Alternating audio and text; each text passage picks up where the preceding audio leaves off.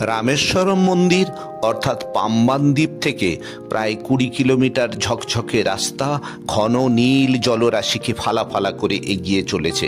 একদিকে যেমন অশান্ত উদ্দাম সাগরের ঢেউ আছড়ে পড়ছে রাস্তার ওপর, আবার অন্য প্রান্তে একেবারে পুকুরের মতো স্থির শান্ত জল। পর্যটকরা এই জলেই স্নান সারছেন। এই রাস্তাটি নাকি NH-87-এর অংশ, যা মাদুরাই থেকে পরমাকুড়ি হয়ে রামেশ্বরম মন্দির ছুঁয়ে এসে এখানে শেষ হয়েছে। রাস্তার মাথায় একটি গোলাকার জায়গা এবং মাঝখানে বসানো হয়েছে অশোক স্তম্ভের রেপ্লিকা। জায়গাটিকে বলা হয় ল্যান্ডস এন্ড বা অরিচল মুনাই। ভারতবর্ষের এটাই নাকি শেষ ভূখণ্ড।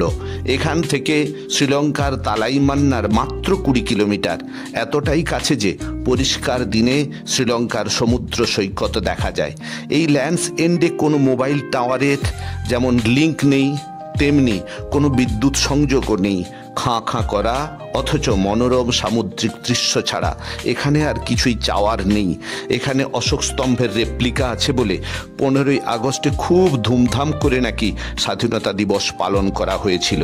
আমরা 16ই আগস্টে গিয়ে দেখলাম পথ করে উড়ছে গোলাকার সারিবদ্ধভাবে স্থাপিত জাতীয় পতাকা। রামায়ণের গল্পের রাম সেতুর কথা ও ইতিহাসের বর্ণনাকে মিলিয়ে মিশিয়ে জায়গাটি পর্যটকদের কাছে বেশ আকর্ষণীয়।